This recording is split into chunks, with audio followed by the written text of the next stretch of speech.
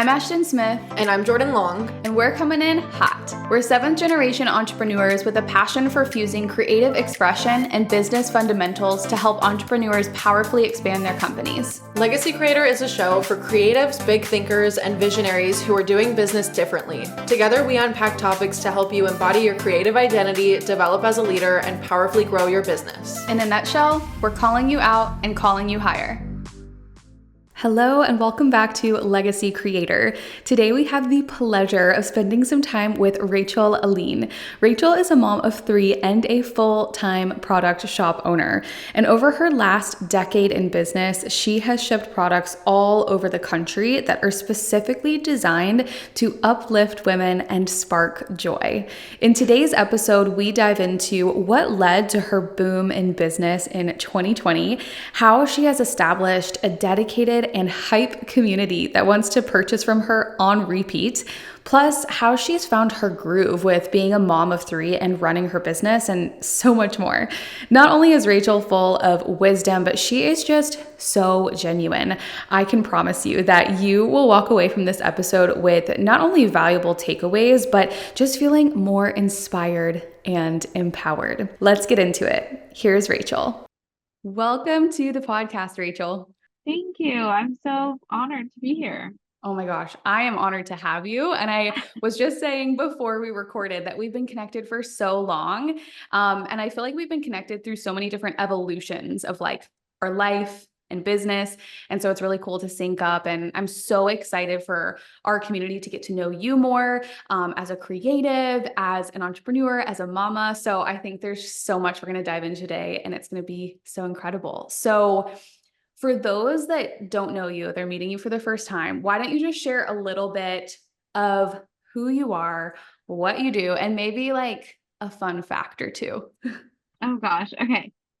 I'm Rachel. I have 3 kids. I'm married to my husband, Joel. We've been married for almost 11 years. We live in Northern California, and I also run a business. I own an online product shop where I sell hand-lettered and hand-designed goods that I create, mostly home goods or apparel. And the intention of all my products is to spark joy and hope and just like a contentedness in your heart for the season of life you're in and what you've been dealt in life, if I can say it like that. So that's what I do. That all keeps me really busy. It's really fun. I feel like my business has been on an evolution for the last pretty much since I became a mom. It's been kind of a roller coaster in the best ways. My oldest is almost 7. So in those last 7 years, a lot has changed, and I've learned a lot, I've grown a lot, and I'm excited to talk about it more.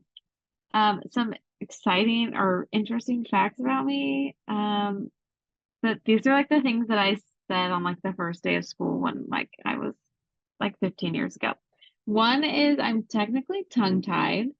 So the like string underneath your tongue, mine is like really thick. I hope this doesn't sound gross, but I like can't really stick my tongue out very far. So it doesn't affect my speech. And so when I was a baby, like they did not flip tongues like they do now.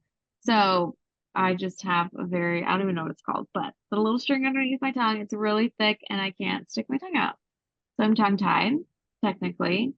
So And crazy. then another thing about me is I'm like obsessed with number combinations. So for like all of my life, certain times of day, or like even if I see like a license plate number that has like a cool number combination, I just like I'm always looking for those combinations. So an example would be like the date. So if the date adds up, so like or multiplies. So for example, like July 3rd, 2021, like 7 times 3 equals 21. I think, did I get my math right on that? Yeah, you got it. So stuff like that. So like dates I really obsess over and I just like them, I guess. And like when I was little, I shared a room with my sister and my parents had to take the clock out of our room because we would stay up late and be like, it's 11:11 on June 11th, 1999. We'll never see this time of day ever again in the history of the world. And we would just like stay up to like see these number combinations. So they had to take the clock out of our room. Oh my God. So that's the kind of a weird, quirky thing about me. And like my sister and I will text each other like the certain times of day. Like if we see the time. So another example, I will stop after this. Another example is her birthday is May 27th. So anytime it's 5:27, I like and I see it, I'll text her like 5:27, which is kind of like happy birthday.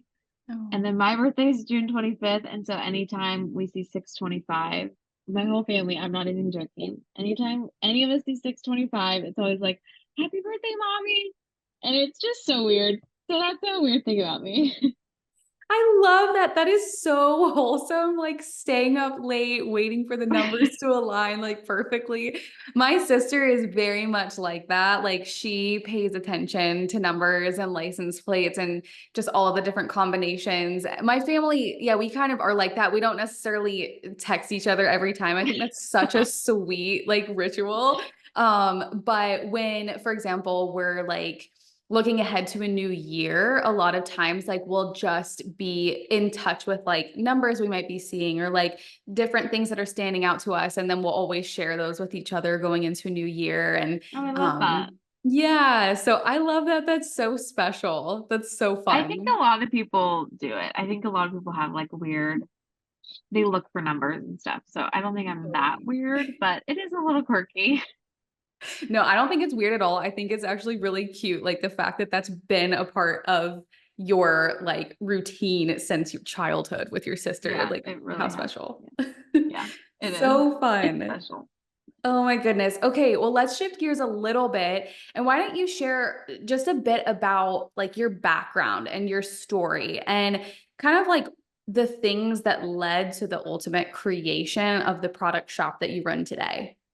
Yeah. So I got married really young. I got married right after I turned 22, and then I graduated college a year later, and then it was like, I have to find a job. And I've always had like an entrepreneurial heart. As a kid, I was always playing office, and like my grandparents would come to stay, and I would set up a hotel. And there was always a tip jar that I knew that they would put a $20 bill in. I was just like, I was always thinking of stuff like that. I had little businesses here and there that never survived, but I was always thinking like that. So once it was time to like, I'm an adult, which I was an adult at 18, but like out of college, need to find like a full-time job. I found a job that wasn't very fun. And I just realized like I am not cut out to be told what to do. Like I want to be the one in charge, which has bonus that there's pros and cons to that type of personality. But I just was like, I don't want to do this anymore. I want to start my own business. And at that point, I was really interested in photography, and I had taken a calligraphy course. And my husband had a job, and so we were like young and married, and he had a full-time job in construction management. So I did have the freedom, which I feel like is a very big blessing, that I could like venture out on my own without this like pressure of I have to bring in a full-time income. So just that caveat, that was like a blessing. And I realized that, and that set me apart. Like I could do this and just experiment and grow it in my own timeline. So, anyways, started the business. It was more like photography in the beginning and some sort of like art, calligraphy, and involved in that. And I remember as I started my business, I was like reading books and blogs all about branding. And so I like wrote a mission statement, and it was to like empower women essentially. Like I wanted to use my art or use my photography to empower women to like be encouraged and know their worth. And that was built out of like my own need for that. I was 23. I I mean, 23, like barely knew myself, didn't know who I was, didn't know my worth. I was figuring all of that out. And so I feel like my mission came from my own need to learn that for myself. So I kind of just started sharing calligraphy and quotes and encouragement. And that was when Instagram was so amazing. And I just kind of grew really, really quick. And then as my Instagram grew, I started to kind of shift more towards products and calligraphy. So it was probably in 2015 or 2016 when I like started to sell some mugs, and that totally took off. It was when like mugs were it. Um, and that kind of catapulted me into like I really want to do products. Like I'm going into the product world. And from there, it has just like been this kind of roller coaster of growth and changing what products I sell, adding more products to what I'm selling. But the mission has always been the same. I mean, it's changed a little bit, but it's always been about like helping women specifically, because my products aren't really for men, um, know their worth and also find joy in who like God made them to be and know that they are loved and valued and important. And also to find joy in wherever you're at. I've been through seasons of grief. Like I feel like I've grown up with my business and I've been through really hard seasons and really easy seasons. And sometimes it's easier to find joy and sometimes it's harder to find joy. And I've always wanted my products and like just what I share online to help people remember that and realize that joy is something that's cultivated if you don't just like come across it. And my hope is that my products help cultivate joy for people and help them to see the beauty in the ordinary and remember, that there's hope in every season of life. There's joy in every season of life. And as life ebbs and flows, you can find that joy in whatever you're walking through. That's so good. I didn't know that you dabbled in photography. Is that something you still do, or is that like in the past? It's in the past. I do all my own product photography. So I have like a nice camera and lenses and I know kind of what I'm doing. But I don't do that as a service anymore. Okay. I tried it out and I did some weddings like as a second shooter and just realized like it wasn't for me. But Yeah. I love photography, but my goal was to be like a product photographer and I just wasn't growing, like there wasn't enough of a market. But then it ended up working out for me because now I just do it for myself.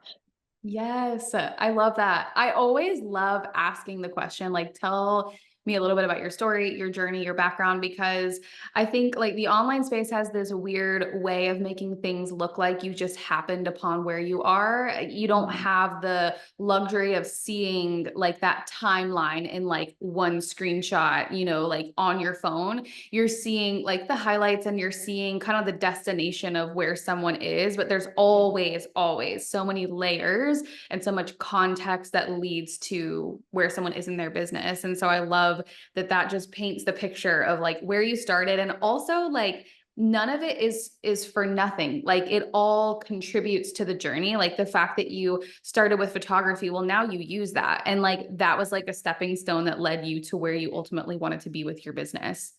Yeah, and in the beginning, I felt like I was failing, like I wasn't growing my photography side of the business and like, there's all these things, all these failures that felt like failures at the time.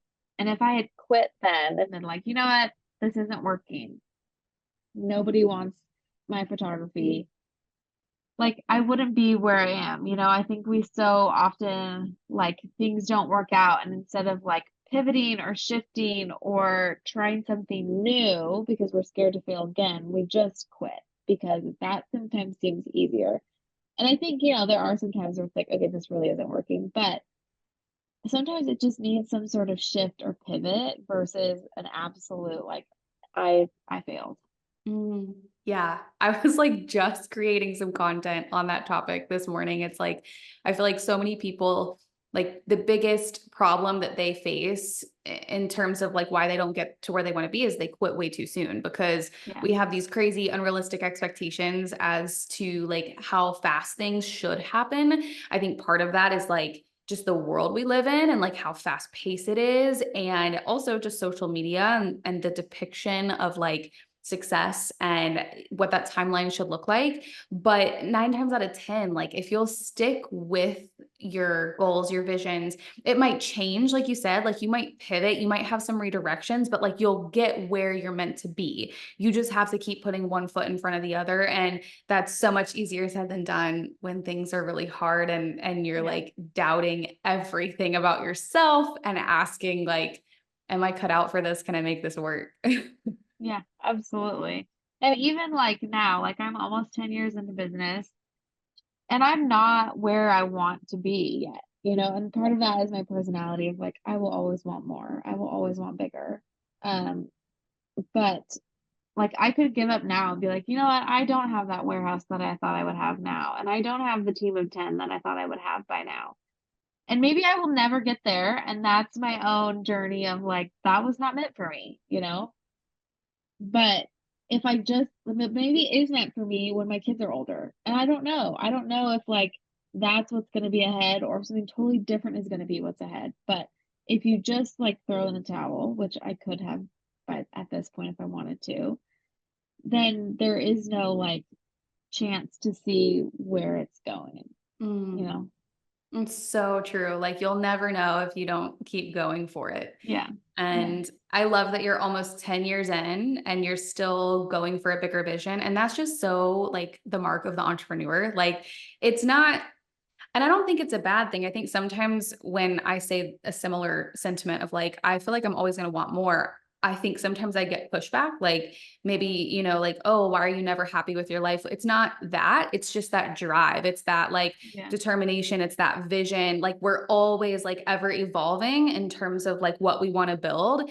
And I think it's natural to always want more because as your business grows, you grow and you evolve and your Yeah. desires change and they grow as well.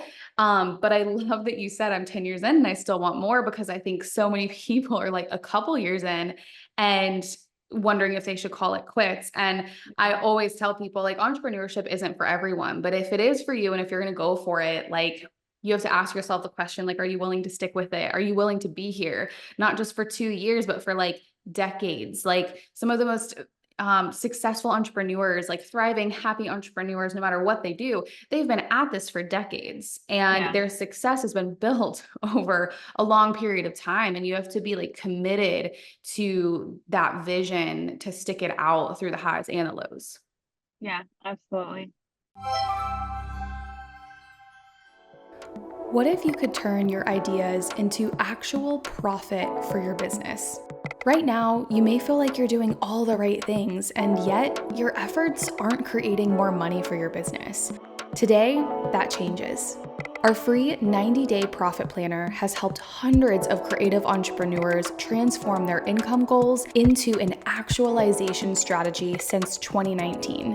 You can download yours for free today. Just visit myawakening.co/profit. That's myawakening.co/profit. Now, back to the show. So let's flash back again to the beginning of your product shop. Once you had retired photography, you were like, all in on your products. What were some of those like early day hurdles that you had to face as a product shop owner? Because I know this is entirely different for a product-based business versus a service-based business. So Yeah. what did that look like for you and how did you potentially overcome some of those? Yeah. So many hurdles. I feel like in the beginning, it was definitely the hurdles were like sales. And then after that, which there's so many things, that I feel like contributed to my shop kind of exploding. And it like 2019, 2020 is kind of when it took off, especially the pandemic did really good for me. 2020 is still my like biggest grossing year of all time. Um, so initially getting sales was one thing. But then after that, it's like the systems and operations of a shop. Like we lived in a 3-bedroom house at the time. We had one kid. And so I was like working out of like our spare bedroom. And then it was like, we've outgrown this because you have to house the product somewhere. If you're shipping that much stuff, you can't just like hold on to 10 of each item. You need to have more. So those hurdles of like, where are we going to keep everything? And shipping and hiring someone to ship something and how much to charge for shipping and how do you package stuff so it doesn't break because most of my stuff is really breakable. Um, there were a couple years where it felt like I just could never get on top of it. Like it was like we figured something out and then it was like now there's this issue and now there's this issue. Um, and so those were hard years. It felt like I was just always growing. It was like this great thing of like everything is growing and getting bigger and every year I'm getting more sales. But I couldn't like keep up with figuring out the operations where I finally feel like now like we have our operations down and we have like the house that we bought a couple years ago has like a studio that I have for my shop. And so once those things were figured out, it feels like the systems have run smoother. So I think those are like a lot of hurdles that service-based business owners like don't like you're just kind of with your laptop, most of you, or like a photographer, has all of their equipment. But for a product shop, it's like holding inventory and the cost of that. Like there is a lot more cost involved with a product-based business. And I think that is always a challenge of like pricing your products so that it's profitable, but not pricing it too high where you don't have people buying. And how do you communicate the value of your product? Like people can buy a $5 mug at Target really easily, probably get it in their car. Someone's going to walk it out to them, for a Target pickup order. Where like my mugs are $20, if not more. And how do I communicate the value of that? Like, why should you buy from me? That's always a challenge. And there are going to be people who are willing to buy it. Like, there are so many people in this world. You just have to figure out how to communicate like the value of your own product. Um, and so that has, I feel like, always been a hurdle for me of like, how do I really communicate why this is important? Because what does set me apart? And so I've always tapped into like my story and like me I am my brand for better or worse. Like I can never sell my business and have someone take over because I am the business. Um, and so that hurdle for me is like it's a lot more personal because like if someone chooses to not buy from me, sometimes it feels personal. It's like you're choosing not to buy from me because you don't like me.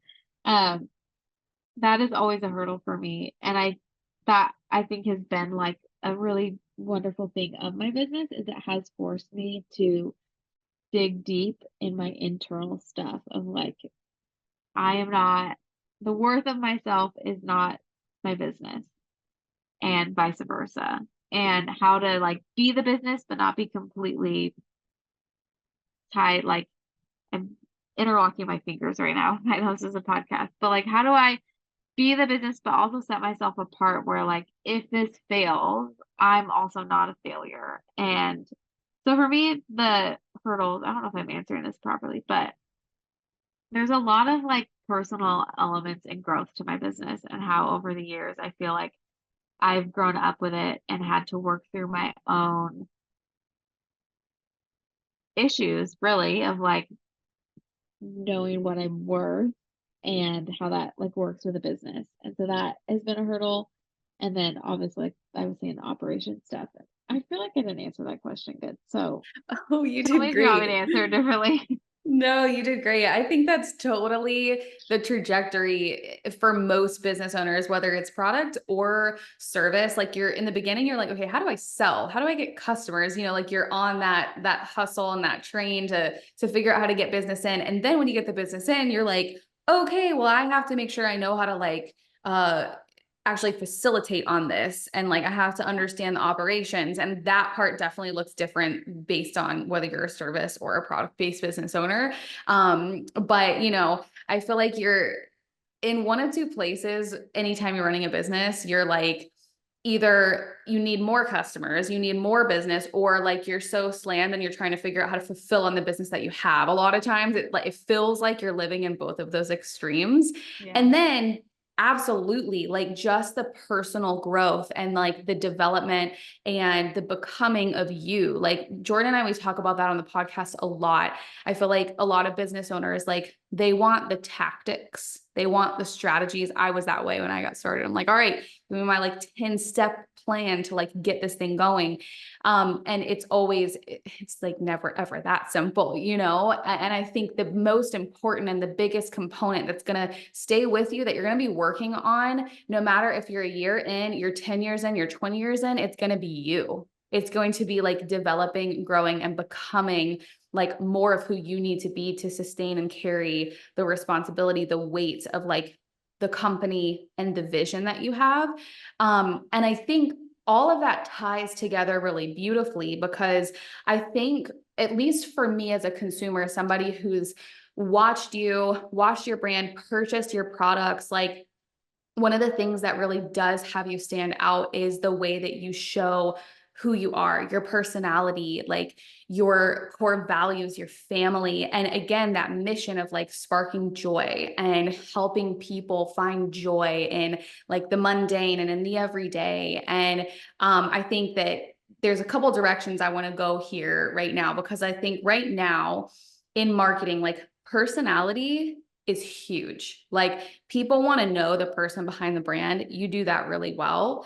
But also I know that like sparking joy is central to your brand, and it's also central probably to your personal story. So I'm curious, like what in your personal journey, like led to the inspiration of empowering women, worth in women, but also like that concept of sparking joy? Yeah.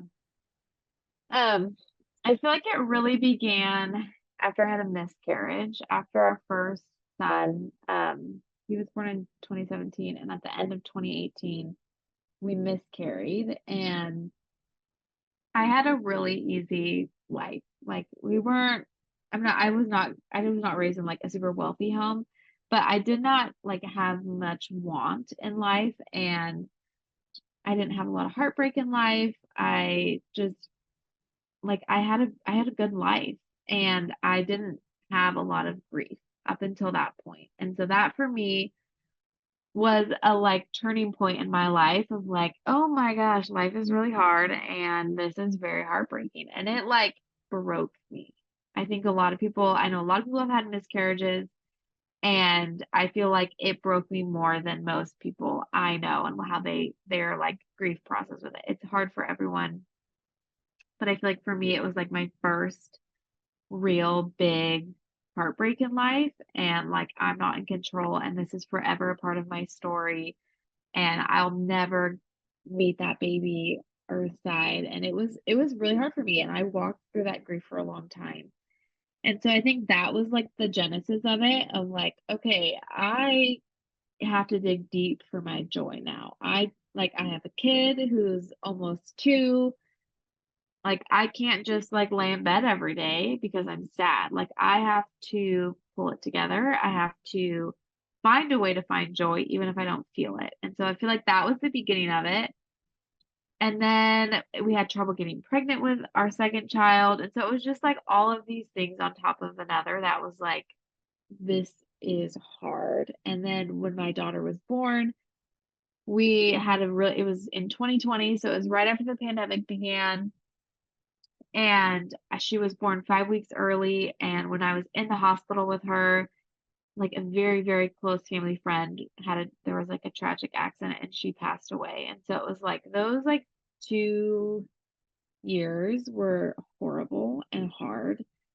And I like was living life online and trying to sell this product of like, be happy. And I had to like do that for myself. And so I feel like that was really when my brand took that term, because I was doing that personally. I was walking through grief after grief, pain after pain, and doing it somewhat publicly while also selling products. And so a lot of my products from that time were made for like myself in a way. Like, how am I finding joy in this season, and what products can I make to like bring people along with me?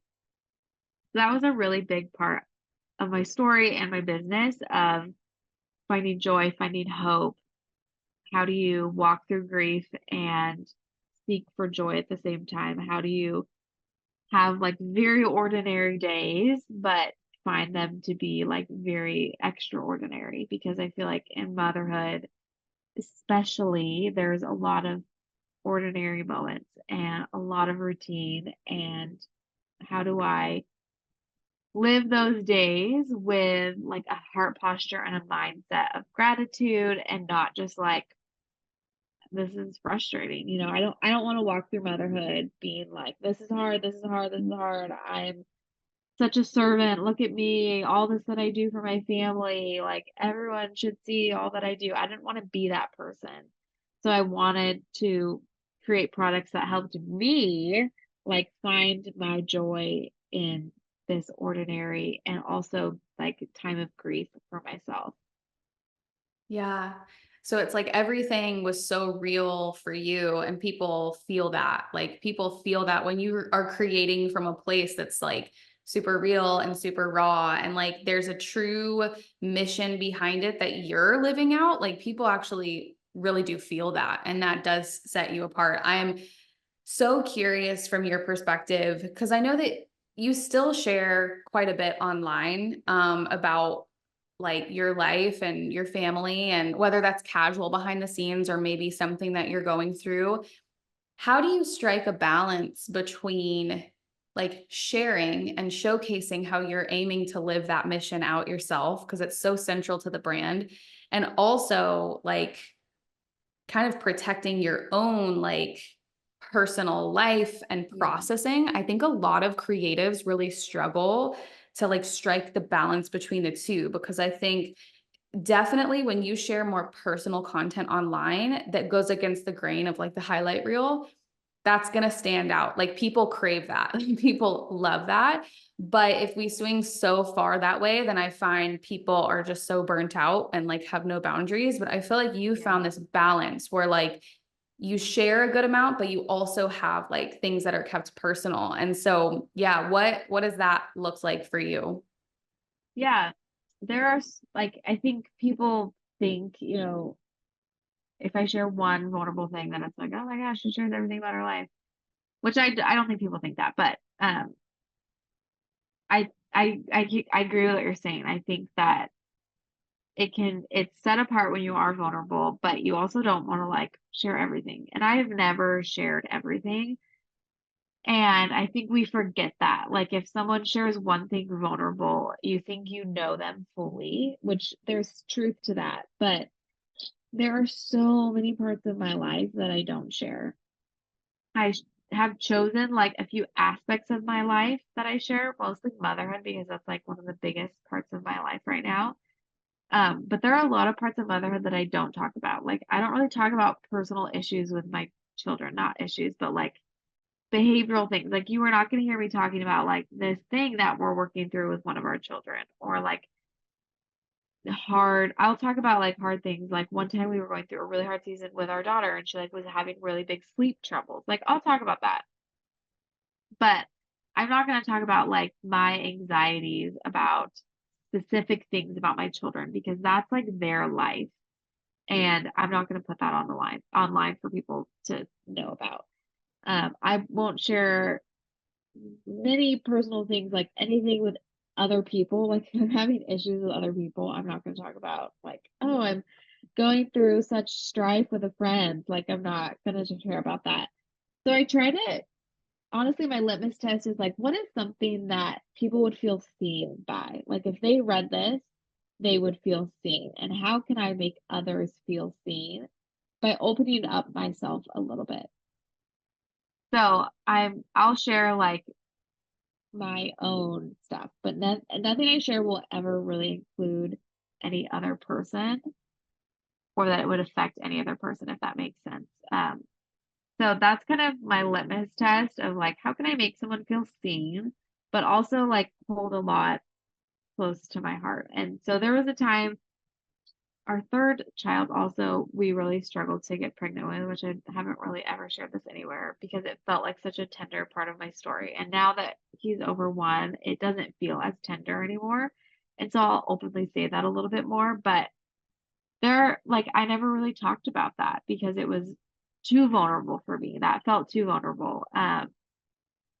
So that I think is kind of how I test it out. And I try to share things like, I'll say like I struggle with anxiety, but I'm not really sharing, my specific swirling thoughts, because that is too vulnerable for me. People don't need to know that.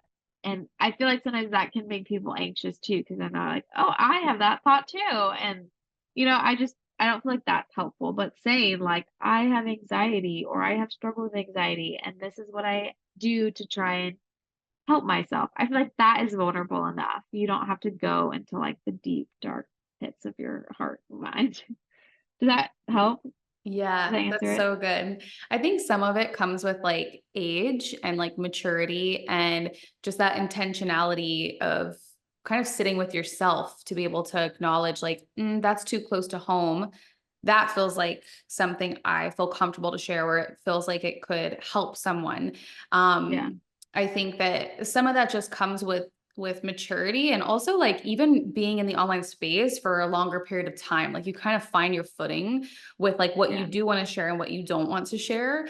And it is a very real thing. Like when you share anything personal, even if it's like a fraction of your life, people feel like they somehow have like a 100% glimpse into Yeah. your life. And some people feel like they should have a say in certain things. So it's like you kind of open these doors for things to happen. Some people are just crazy. Like some of the messages sometimes that even I've received, I'm just like, what?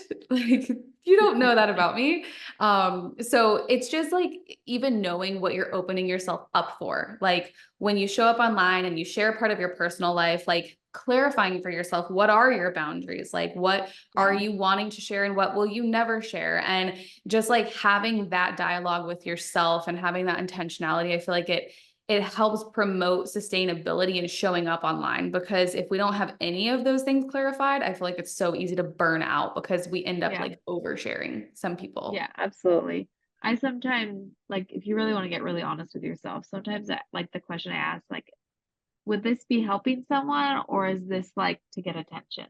Hmm. And I feel like that can really help people sometimes. I'm like, am I gonna post this because I want sympathy, because I want A, B, and C, whatever it is that you would want, or would I want to share this because I want to help someone? And that's kind of what I always try to do is like, how can I help someone by them knowing like, oh, Rachel has this issue too, or like Rachel is walking through a hard season with something and blah blah blah. Like sometimes I'll share like one thing I'm thinking of specifically is like I said that sleep stuff with our daughter years ago, and then like then I realized like, oh my gosh, we're not struggling with that anymore. And so I shared once of like, this is a reminder of like everything is a season for better or worse. Like the good times end and the bad times end. And so that's kind of how I try to share vulnerably. It's like one time we had this issue and now we don't. This is your reminder. That's I think where I try to land with my vulnerability, if that makes sense. Totally. Yeah, I think something I like to mention all the time, if we're in the context of business, even if it's like a personal brand, even if you're the face of your brand, we're still in the context of business. And business is about like helping, serving, providing solutions. And that's also through your content too. It's different from like running a personal blog or Yeah. even being an influencer or whatever it may be. When you're running a business that's providing a product or service, there's a reputation that you're building where you want to show your community, like I'm here to help, to serve, to bring solutions. And that could be through inspiration and that could be through your product or service. And that's always Yeah. my gauge too. I'm like, That's a am I great trying one. to Yeah. process or is this going to help someone? Is this like Yeah. inspiring or constructive or something like that, Yeah. Yeah. I love that. Totally. Okay, so one other aspect of your brand that I love is your community and like how hyped they are for you and your family and your products. And like even myself, anytime like you're dropping a new collection, I'm like, okay, like when are we getting there? Like what's the date? I'm like looking out for the email blasts, especially now since we've been like reconnected after I feel like Yeah. we disappeared from each other's feeds for like I We don't know did. how long. A Like couple years, I feel like. I know. I'm like, thank you, Instagram.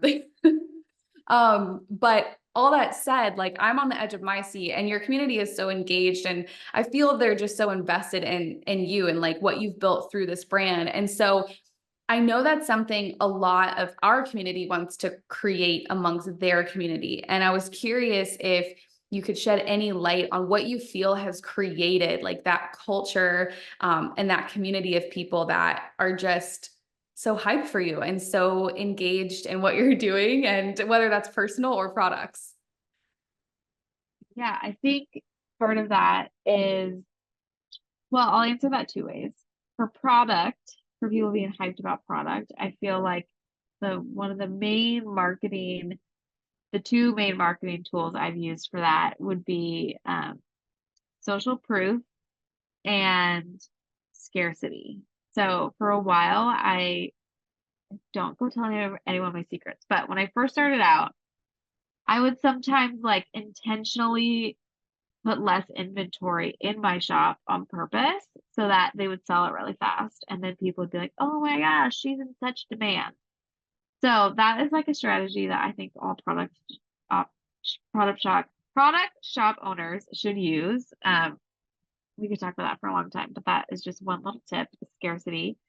Social proof being, sharing reviews, sharing what people are saying, because I feel like when you do that, it kind of creates this like FOMO feeling of like everyone else is wearing her shirts. Why don't I have one? I obviously need one. So those would be my two like tips for how I did that for like getting people to be excited about my products and feeling like it's something that they need to be a part of. The community aspect, I feel like it is a lot of kind of what we were just talking about. I feel like I really have tried to serve my audience. It's not been like, how can you guys help me feel better about myself? Or how can you like give me more likes or comment more on my products?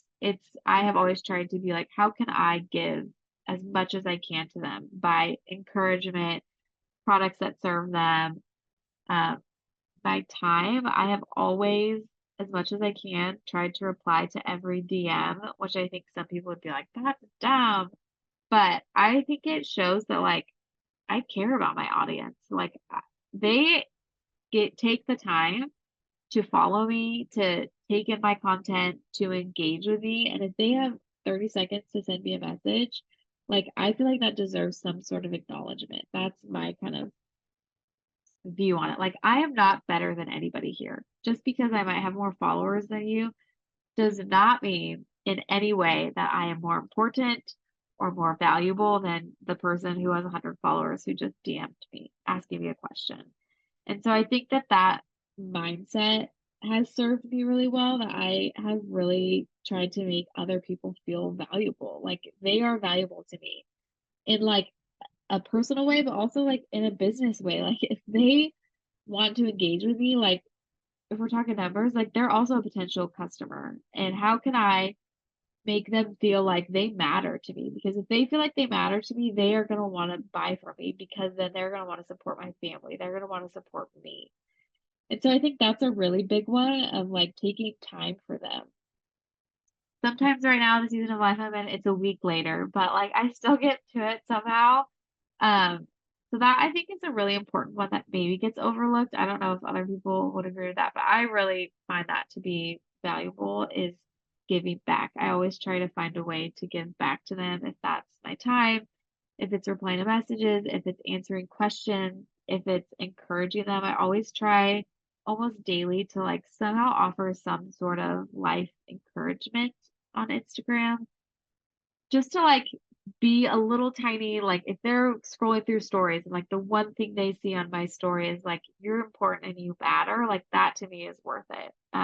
Because I feel like people don't hear that enough.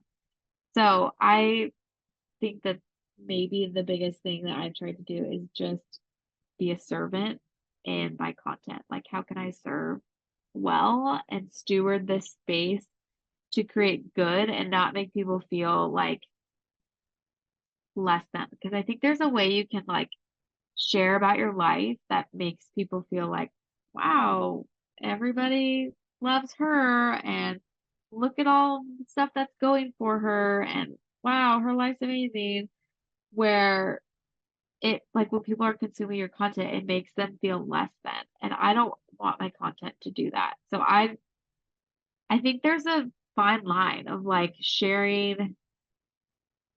We could really get into this, but I think you can share in a way that's like, look at me, look at me, look at me. And I try to not do that. That's, I think, my goal is I want it to be like, look at them, look at them, look at them. That's what I always try to. I'm not perfect, and I'm sure there are things that I share that people take it as, wow, she's bragging. But I really cognitively try to not do that. Yeah, that's so, so good.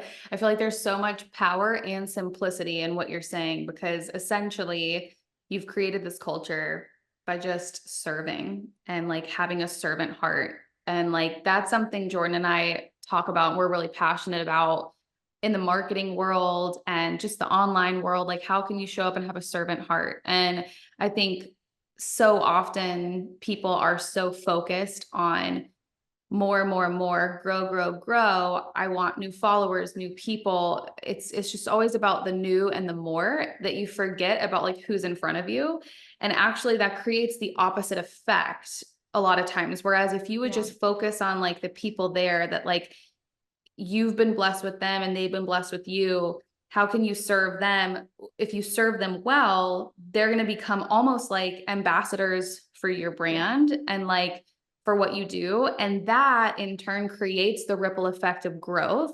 And then I Right. think too, like you also have more of a level head about it when you go about growing that way because you're focused on serving, you're focused on the right things, you know? And Yeah. then as more people come, it's like, it's not really about like the follower count and the going viral and all the things. It's like, it's still the same. It's how do I serve? How do I show up and have a positive impact today? And I think some of those things sound so simple, but I find that like the things that make the most impact in the growth of your business, they're often truly like very The simple. simplest. Yeah. Yeah. Yeah. Totally agree. And I love what you said. I hope I can remember it right. You said like every day if your mindset is like, how can I serve? How can I make a positive impact? And I think that's like such a simple thing of like, if that's in your brain every day, like, how can I serve who's here already? Even if like they're not going to buy from me, that's still like, why not serve them? You know, why not give them a little encouragement for the day? I think that that is like a really good heart posture to have that will serve you no matter what in the end, you know? Mm, yeah, I love that. I feel like that's just going to be such a big golden nugget to take away from today's episode. It's like, yeah, it's so, so good. So, as we wrap up, I want to just shift gears. I have to ask about motherhood and business. Like, you're a mom of three. I'm about to be like a mom of one, like for the first time. And I know we have some other moms in our community too. And I'm just curious, like, what does it look like for you in this season of life? Like, how do you, I don't know if balance is the right word, but Yeah. how do both of these worlds come together for you? And what's working for you right now in order to be with your family and prioritize, I'm sure, like what's a big part of your vision for your life, which is like being present with your family, but also Yeah. like honoring your dream of running your shop as well. Yeah. I feel like I'm kind of in a groove right now, so I'm sure it'll change in 3 months. But right now, I feel like I'm kind of in a groove, and I'm really grateful for it. And I think a big part of that is having childcare. It is like impossible to run a business at the same time while you have kids with you. Like it just, they're not getting what they need, and you're not getting what you need. And I think you just need to have dedicated time for work. So that's one thing. And right now I'm in a season where I've like pared down and pulled back more than I was 6 years ago. And I'm fine with that. It was a journey to get here, but I feel like this year I'm at this place of like, this is where we're at. This is what I have to give. I'm going to be present with that. I'm going to give my all. And in 5 years, I'm going to have so much more to give. And I don't want my business to like be gone by then when I have a lot more energy. So I want to do with do what I can with what I have right now. And so that's pared back. Like it's only shop. There's so many other things I want to do, but it's just like it's not the season of life I'm in. And that's okay with me. for a long time, it wasn't okay with me. And I felt like I was a failure and a bad entrepreneur because I wasn't driven enough. But with 3 kids now, it's like, this is the balance I need to have. I work 2 days a week. I work a lot of evenings for like an hour after the kids go to bed. That works for me. That works for our marriage. It's all good. We're good with it. Um, and that's what it is right now. So I feel like you have to be willing to let go of the reins a little bit and adjust to what your family needs. If your family needs you to work full time and that works for you, I think that's amazing. But if your family needs you to be like a part-time mom and a part-time business owner, I think that's also able, you can do that. You just need to figure out how much you can take on with your business. Like I used to blog all the time and like there were so many other things I used to do, but now it's like just the shop. And that is good for me. So I think you have to figure out what's the most important, what brings in the most money, what brings you the most life, and how that works with your family and what's needed for your family. And I think you need to realize that like it's just never going to work to try to do them at the same time. There's definitely times where like I shoot off an email during breakfast. I think that's fine. But like you can't expect to have a full work day while also being a full time with your kids. It's not fair for anybody. I get frustrated. The kids don't get the attention that they need, and it's just not fun. So my best advice is having like a schedule. Like I work Tuesday, Thursdays. That's when I work. I've been doing that for years, and it's worked really well for me because I know like if something comes up on Monday, it's like I got that tomorrow. Like I have childcare starting at 9 a.m. I know I'm gonna get to it. Because if you don't have that, I feel like it's just this constant, like your brain is on overload of like, oh, I can't forget to do that. I can't forget to do that. And it's stressful. And then you're not present with your kids because you're just, I just need to do this one thing.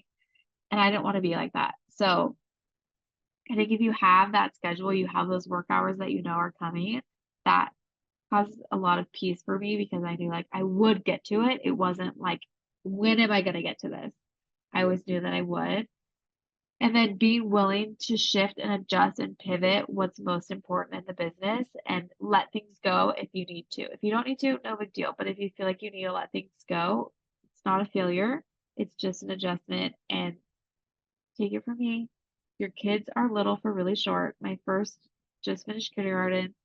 I swear he was just born. Like, I know that when you're in the trenches, which I still am in the trenches, I still have little ones. But when you are in those like really early years where you have 202 or whatever, it feels like it's going to be forever and it's not. And you will have more margin one day and you will have more creativity one day and your kids will go to school one day. And like, it's not like this forever. There's a season for everything. So if you have to pare back, that's not a failure whatsoever. That's so good. I love the sentiment of just do what you can with what you have.